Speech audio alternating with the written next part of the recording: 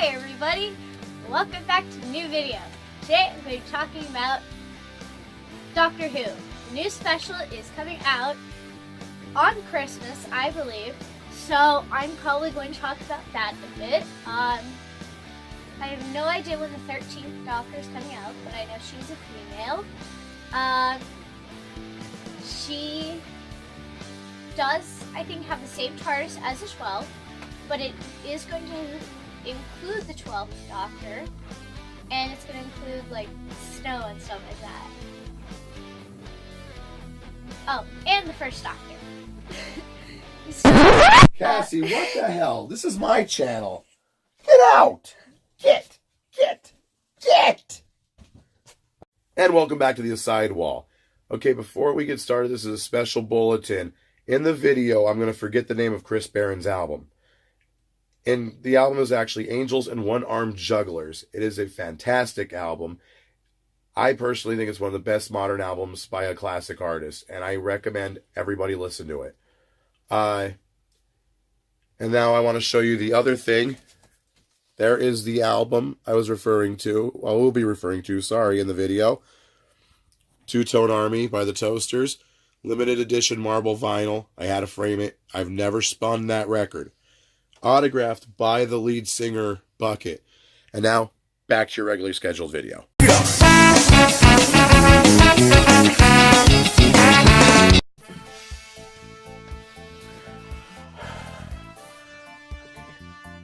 Well, now that little crap head is out of here, just gotta stop trying to make my YouTube channel hers. I swear to God, I'm gonna throw her one day. Today is gonna be the top, well, each top 5 in no particular order, iconic albums. Now, these albums for me, my definition of iconic is I have had at least one of these albums in multiple formats, from all the way from cassette all the way to MP3 digital. They also have a little bit of meaning to your life because, you know, when you're 16, when you're like 12 and 16, you're growing. And you're sitting there and you're not exactly ripe yet. And this sort of music gets you into discovering not only who you are, but what you're going to fight for. What do you want to be? What do you want to do? You know, it gets you out of a bad funk, which I'm not going to lie to my viewers. I've had plenty of bad times growing up. You know, we weren't the richest people. You know, I wasn't the best kid at times, I'll tell you that much. But these 5 albums for me anyway, and I'm sure for you too, yeah? Oh, absolutely. I didn't have the greatest time growing up. Yeah, so I figure it'd pull us out. Absolutely, you know? Absolutely.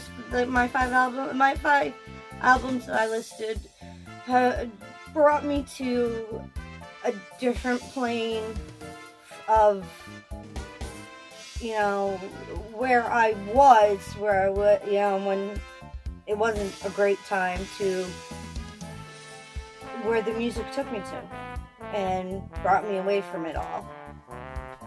So here are top 5 each. Now what we're going to do is I'm going to say my album first. Then she's going to say her album. Basically, odds and evens. 1, 2, 3, 4. You get it? I hope so, because if not, we have issues and we have to talk. You know who you are, Marissa.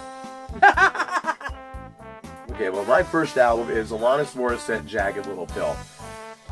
Okay. I think the album came out in 94. I think I got it for Easter of that year.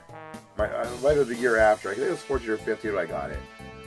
I heard You Ought to Know on the radio, because that got massive airplay on 98.5 in our area. Like, it was literally like every hour that song at least was on the radio. And it was a very powerful song. It was very strong.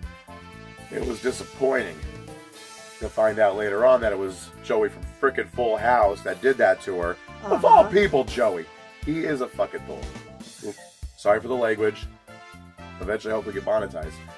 But yeah, it was one of my favorite albums. It was very angsty, anthemy, And I was angsty at the time. What teenager isn't angsty? But I was really bad because, like I said, I spent most of my teenage years in a funk. At one time, made mention to Joel Hodgson through email. I did get to meet him, but I never really told him in person that there were 3 things that pulled me out and kept me through the 90s alive. Conan O'Brien, Mystery Science Theater, and all the good music. That's my number 1. Well, not in particular, that's my first album on mine. Okay, first one I thought of, and it came to mind, was James Taylor, his greatest hits. James Taylor's greatest hits. I listen to them all the time. And what it makes me think of is not my favorite person. It makes me think of my father. He's like I said, not my favorite person, but it brings me through my young childhood. I don't have very many memories of my young childhood. I have had very, very many head injuries, so I don't have very many memories of when I was little. But yeah, James Taylor, he's just a magnificent singer, and he just brings up thoughts of when I was little. I always thought he was very folksy, Mm-hmm. and folkish, and at the same time, he uses the power of folk, which is not really downer music, but it's a very mellowed down style music, to bring you up. Mm-hmm. I too like James Taylor. I think he's a phenomenal artist, and yeah. All right. Your turn. Okay. Jewel, Pieces of You. I will admit right now, I had the biggest crush on Jewel. Might have been that weird tooth, I don't know. That smile of hers killed me every time. All through high school, I loved Jewel. It was one of the, again, I had that on basically CD and now digital. Mind you, all these albums I'm mentioning, I've had at least on CD, a minimum of CD and digital. My top pick, again, so particular, but the last one's definitely my top pick. That's how it goes. I'm going to give you a hint. I have it on every form of media through my life. Yeah, I was such a big Jewel mark because she was someone who was like very soulful, very folky, which was a great segue from James Taylor into Jewel, you know? Mm-hmm. Classic folk to modern day folk. And I didn't mind her going country. I did mind a little bit the album before that, I think it was 0304, where she got too poppy. But Pieces of You was the quintessential work by Jewel. She is a phenomenal artist, and her music pulled me out of some weird funks too. I mean, like I said, she got major airplay like Alanis, and it was a really good time for female artists. I mean, it's a rare time. And I got stuff to show people. Well, I'll be right back. I promise it's not a microwave. Okay? I'll be right back. Hold on. Here I come. All right. Anyway, hi. I'm back. I still have her book of poetry. And I always thought it was a really good book of poetry. I've had this. It was funny because I had this for, forever. I've had this book. And on an episode of Late Night with Conan O'Brien, I'll never forget this. He made Stone Cold Steve Austin read from this book. And it was about turning into a woman. Oh, Lord. Probably one of the funniest segments. Like I said, the 90s. MST3K, Conan O'Brien, and music. Come on. You couldn't get any better. You next year? Okay. My next one that I thought of off the top of my head was Ace of Base, The Sign. That album, that was my preteen into teenage years.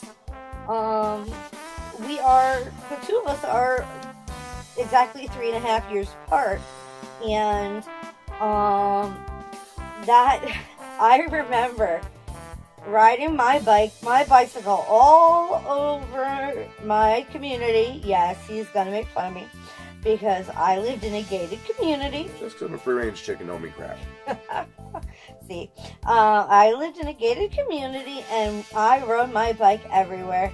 And I remember riding my bike to the other side of the community where the golf course was and singing songs from that album and playing Manhunt with my best friend and all our other friends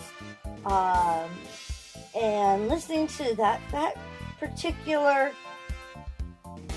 CD and you know, this sticks out. It just holds so many memories, and every time it plays from my phone, I just smile and I just want to call the people that we hung out with and try to get together with them, but no one lives where they used to live, and you know, they were my escape. They were my escape from being home and being miserable. We all have that. I know. We all have those friends that you wanted to get, they were your escaping or getaway. I've always loved space because that's when I really started getting into like electronica, techno, dance type shit. You know, that wicked sick beat, the real wicked sick beat, not the current stuff they're playing. It's all the same song. I've heard you say. It's just one never-ending song, like that one on YouTube. It's like supposed to be 10 years long. I think it's gone on for like 5 years now. Now, my next pick, Sheryl Crow's Tuesday Night Music Club. This is one of those CDs. Again, CD, digital. That's how I own this one. It's iconic for me because, again, great time for female singers. Real good time. And their stuff wasn't schmaltzy, I love a boy. No, her opening song, her first hit, she's in a bar, wasting her day away, not working. Okay, she's literally in a bar, not working. And you know, all the good people of the world are washing their cars on their lunch breaks, and here she is drinking with, oh God, I think his name is Bill? Bill? William. Yes. Well, she calls him Bill 1.2. Bill or Billy or... something. Something like that. I mean, I could understand how great this song was. And then there's another one, the Na Na song. It's a great song. I mean, this song out of nowhere, you're listening to it, and it's so simple. Like half the song is na na na na na na. It's ridiculous. But my favorite track on that, in all seriousness, is Strong Enough. It didn't become my favorite track until about 2012. Because I believe that song was about her. Oh. If you listen to the song, it's one of those songs where if you like listen to the lyrics, just sit there and listen to it. And if you know my wife, you'll understand, like if you know her history and everything, with relationships in the past, you'll understand why I picked that song as my favorite now. I don't think I've ever heard that song. I'll have to play it for you because to me it's literally you. It is literally you. Well, I know my past relationships, so I guess. So do I. We live next door to him for about a year and a half. 2.5. Oh, 2.5? Wow. God, don't make it longer. It was a long time. But like I said, if you know my wife and her past relationships, you'll know that I picked that song for a very, very good reason. Okay, my turn? Mm-hmm. Okay, next album I picked was Spice Girls. And it was the first album, Spice. And I picked that album because literally my best friends, who are sisters, Jessie and Sarah, and I made dances to almost every single solitary song.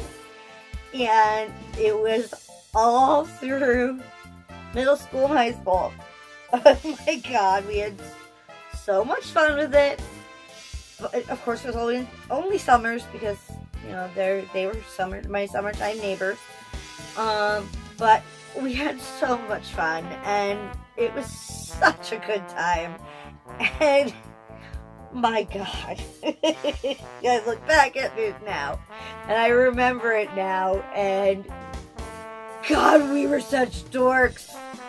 Oh, No. were we nerds? No, you gotta love the Spice Girls. Actually, hold on. I'll be right back. Oh, Keep them entertained. I'll be right oh back. my Lord. I'll Where be are you right going? I promise it's not a microwave. I'm not around. Don't bring a microwave. We only have one, and it's attached to the kitchen. I'll be back. Oh my goodness gracious, I don't know where he's going. But no, the Spice Girls, I'm not saying that listening to the Spice Girls is nerdy. I'm saying dancing to them was the way we made our dances. Oh, Jesse, and I'm hoping you're watching this, because, dear God, we were so funny. We had such a good time, though. All right. Such a good I time. am returned. Oh. Uh-oh. Sorry about my junk. Anyway, Uh-oh. this album means so much to us that even our daughter loves it. So Yes. I went online, and even though the recording is messed up on the first song, Wannabe, we got it on vinyl. Yes, we do. We got it on vinyl. So this is one of those albums I officially have had on vinyl, compact disc, MP3 digital. Oh my God. All right. Your turn. 4 words. No doubt, Tragic Kingdom. Again, powerful female vocals. There's a trend, isn't there? Excuse me. Oh, coughing fit. Another one I had a crush on, Gwen Stefani. She Who was didn't? the quintessential little cute blondie they just put in your pocket and carry everywhere because she was so little and she was so cute. They're my first real introduction to ska music, which I am, as you know, probably from my opening saxophone riff, I am a huge ska fan. The gateway drug for me was Tragic Kingdom. From there, it went on further. I did a little Tragic Kingdom, and then I did a little Toasters, and then I did a little Less Than Jake and some Real Big Fish. And from that point, it was downward spiral. I was skanking all over the house. It was bad. But anyway, No Doubt was always one of my favorite groups. I mean, their music, except for Don't Speak, was always poppy and peppy. So if you're in a bad mood, you can't get miserable when you're hearing songs like Spiderwebs or Just a Girl. And yes, you got to know the feeling. You're driving around Wilkes-Barre or any town you live in, and you're singing on top of your lungs, I'm just a girl. Oh my God. People will look at you, but they won't care because it's great expression. The song was phenomenal. The whole album is phenomenal. It was also one of my all-time favorite songs, favorite albums. That one I did have on only CD and digital thus far. I never really, at the time it came out, I got my first CD player, so I wasn't getting many cassettes. And yeah, that's why it really means that much to me, because I remember driving around listening to No Doubt. I remember just sitting in my room listening to it. A lot of these CDs, I have, I'm shocked there's no laser marks burning on all of them because I listen to them so much. But in the end, one of my all-time favorite albums. My turn? Okay. Obviously. Okay. Next album I thought of was Metallica, self-titled Metallica, which is also known as the Black Album, their 5th album, which has Enter Sandman on it, but it also has a ton of other really good songs on it. That album, I used to play going down to Philadelphia and back from Philadelphia to here, where I used to live, with our son. And when he was a baby, he used to fall asleep to Metallica. And he still falls asleep to really loud music. Really, really loud music. We hear it through the floor. We hear it through the wall. We hear it through the door. It reminds me of my youth when I'd be listening to music at like 11 o'clock at night, and my mom would be yelling through her wall, "Turn that fucking language! Turn that music down! I'm trying to sleep." But that was my first. Obviously, Enter Sandman was my first introduction to metal music, and as I listened to that, I got into heavier and heavier and heavier metal. I went from being the cute little Catholic schoolgirl in like that I was at all times to Catholic schoolgirl during the day to heavy metal, goth style dressing person at night. Hold on. Uh-oh. I got another prop. Uh-oh. Oh, God, no! There you go. There's one of my senior pictures. Actually, I just put that here and talk to this. No! That's one of my senior pictures in one of my black goth dresses. And watch for the tag at the end of this video, you'll see another picture of Kate. Oh, God. But yeah, that was my introduction to metal music, and I loved it, and I still do. I still love metal music. I still love my Rammstein. I still love Metallica. I still love listening to it from time to time. Metallica I'll listen to all the time. I can listen to it anytime. But the heavier stuff I've kind of gotten away from. So, your turn now, dear. By the way, I think that was their last really good album. I'm very stickler on Metallica myself. That was the last good Metallica album, in my opinion. Anything after that kind of went to the garbage realm. I don't know, the last one that they made, that they just came out with, is really good. And that's me. It ends and lives and dies with the Black Album. Yeah, the last one was really good. Master of Puppets, Black Album's their best years. That's my opinion, of course. Anything modern, I really can't get into.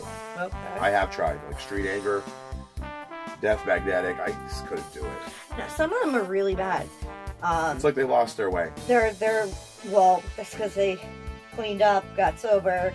See, that's a bullcrap excuse. Cut their hair. That's what they say about Aerosmith. Oh, they got sober. They got better. Oh, please, Aerosmith.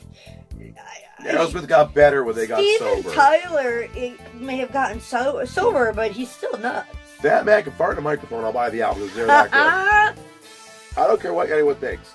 Permanent Vacation, up to now, they're still good. Yes, they are. I think personally, from that to Just Push Play, from Permanent Vacation to Just Push Play is their best years because that's when they came back. But again, to me, the same thing with Metallica. This is one period that's really good. Aerosmith was good in the first. They got better in the 80s and 90s. And they did drop off a little because Steven Tyler got too busy. But my opinion, Metallica was good up to the Black Album, but anything modern I can't get into. I tried. I have tried repeatedly. I cannot do it.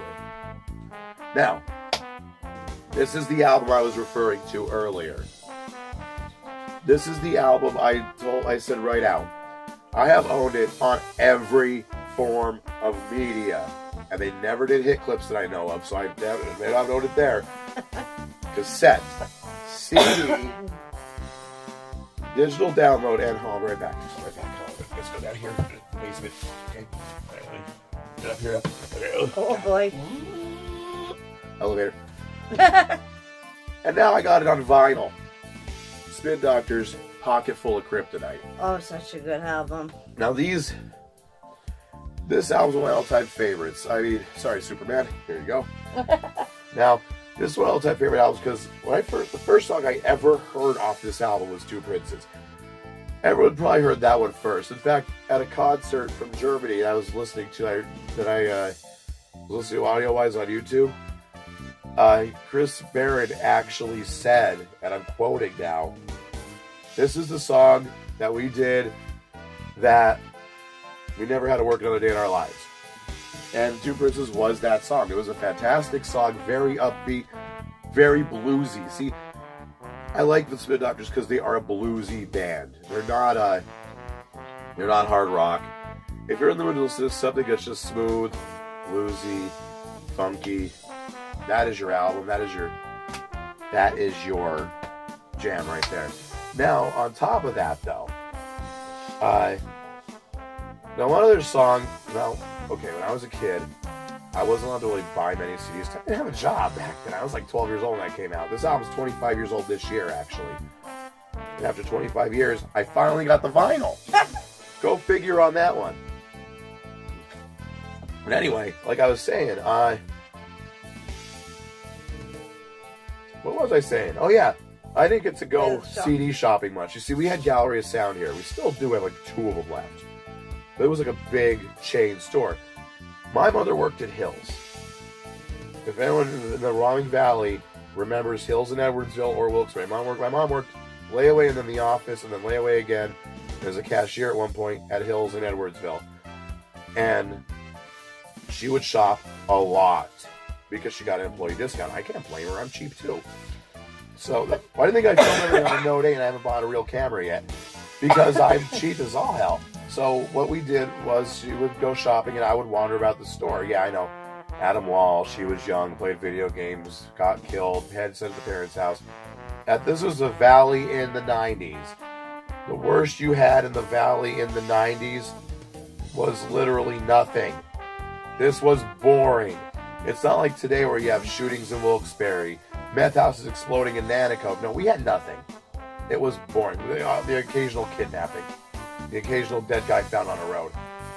We were one of those communities that you would swear the news would be cow in middle of highway, traffic stopped, you know?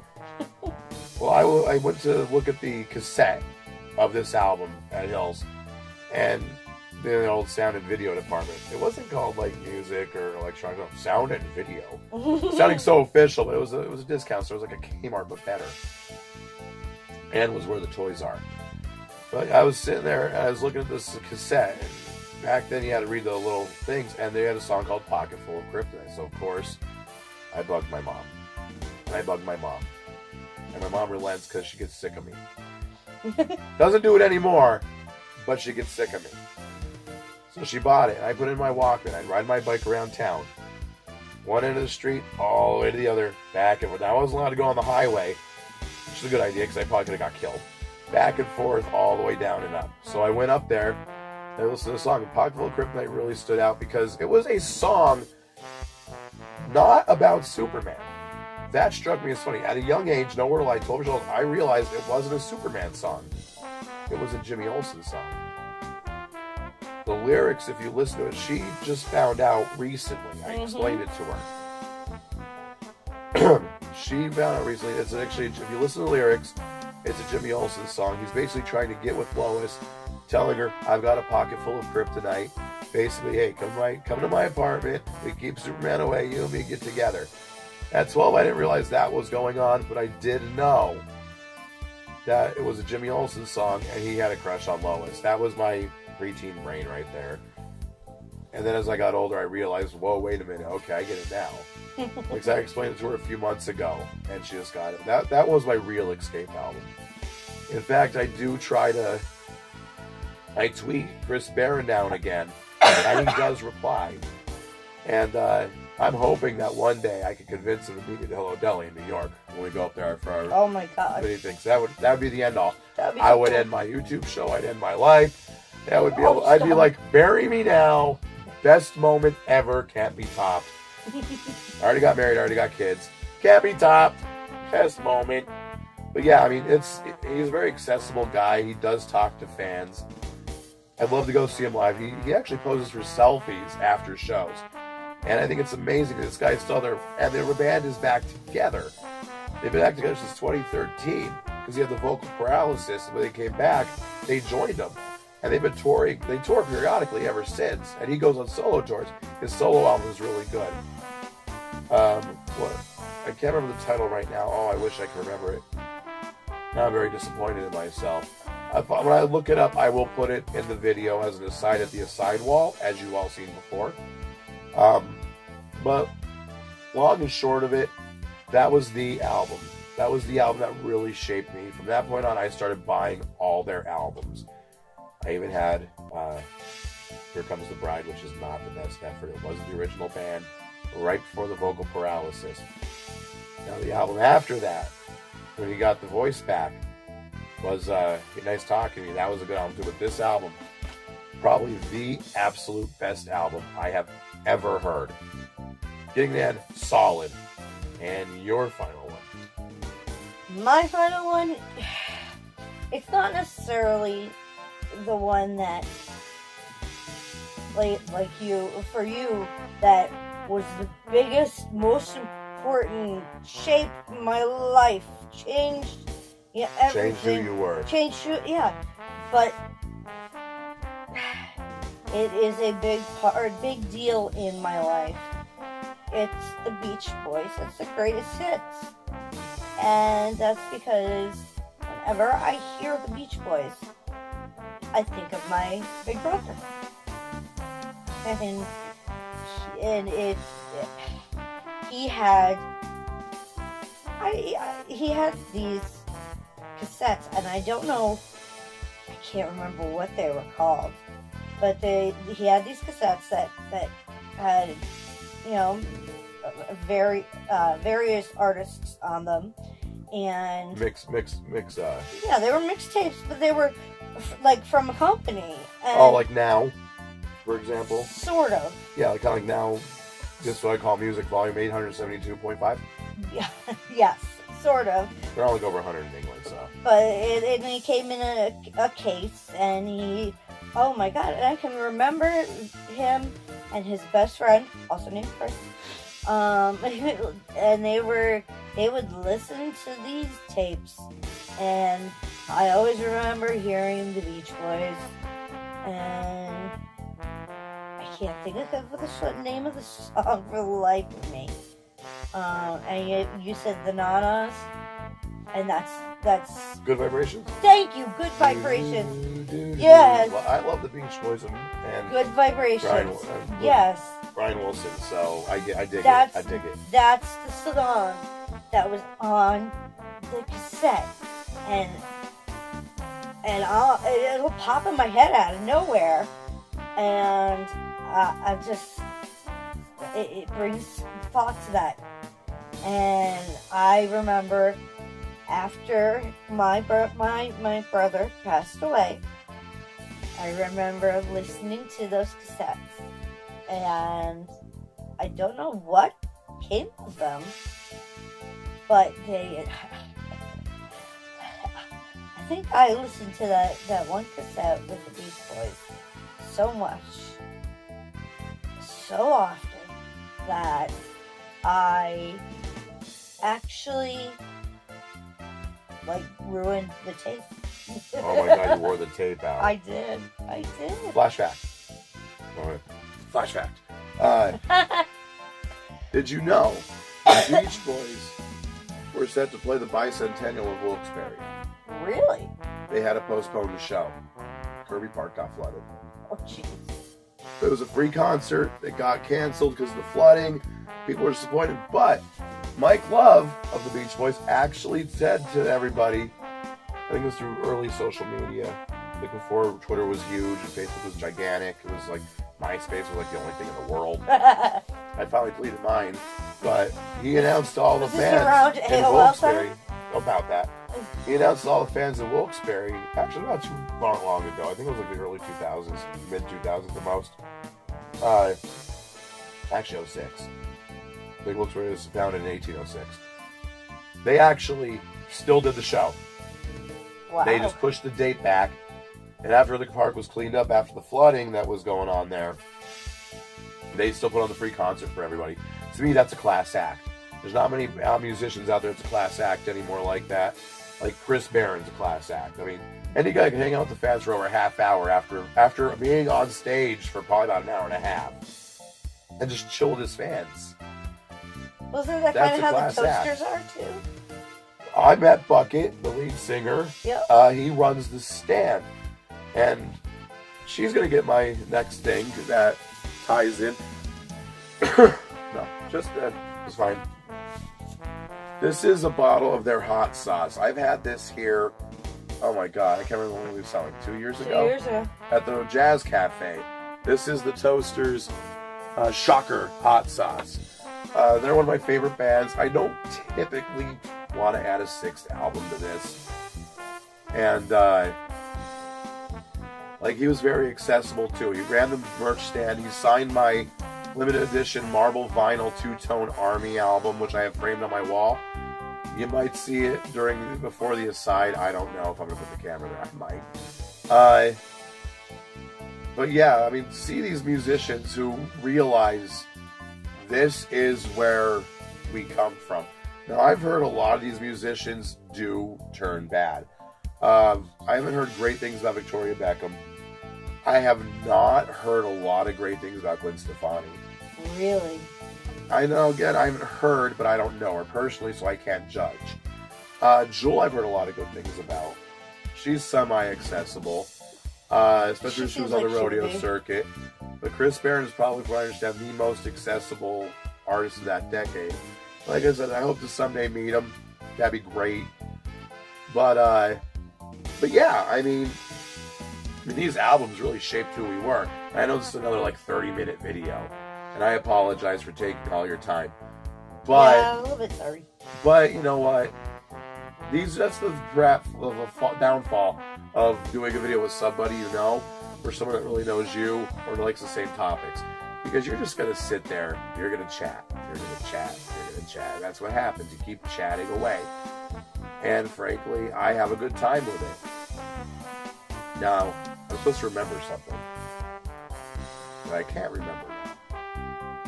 But if I do remember, I might mention it in the next video, or I might just do another aside before I edit this one. Oh, it was the name of the album That's all I remember. Who came up?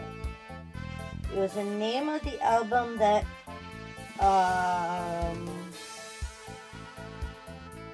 the Spin Doctors came out with? No, I know all their album names. The last one? The one that came out with after the If the River Was Whiskey. That would be Chris Barron's album. There we go. Again, I doubt he's ever going to watch this video, but I do tweet it frequently. And yes, I do tag him in things where I mention him. I will do an aside. I think it's called One-Armed Angels and Jugglers. Or Angels and One-Armed Jugglers. I will find it out because I'm going to give his album a shout out. I have heard it. I actually do have it on digital. It's really good. It's not Spin Doctor-esque, but it's different. It's his voice is still Chris Barron. It's still bluesy. It's very, very good. It's probably one of my favorite modern albums right now. If I could find a better album, I'd be shocked. Well, that's going to do it for this video because I took enough of your time, and I'm sure you're sick of seeing my face. I get sick of seeing my face every morning in the mirror, too. But I can't lie, I got the mirror because I got to shave, and if I shave my eyebrows off, my boss, Mary's going to be like, why are your eyebrows at? And I'll say, damn, shave the wrong thing again. So, as always, like, share, subscribe. There will be a link to other videos somewhere around here. There will be a button for subscribing somewhere here, or somewhere here, or somewhere here, anywhere on the screen. I don't know where I'm going to put it at this point, but there will be a card at the end. There will be a video to launch if you want to watch another video. If you want to subscribe, I'll have the channel button somewhere on the screen. I might put up the Adequate Eats playlist because I've been doing quite a lot of those. Frankly, I'm sorry for taking up all your time. I hope you had as much fun as I did. I sure did. I know, you get to know more about me. Every time you get to know more about me, you tend to get happy. And the more you get to teach me about you, you get even happier. Oh, yeah. Oh, the coffee fit. That's coming up very soon. Well, I appreciate your views. I'm good. I appreciate your views. I appreciate whoever subscribed so far. I do appreciate it. Tell your friends about it. Tell their friends. I mean, it's not like I'm begging for subscribers because I know I could get them. But let's get my name out there, because I like talking to all of you, and I do want to read more comments. And I do answer comments after they come in. Might not be right that second, but I do answer them. So please, by all means, like, share, subscribe, click the links. Good night.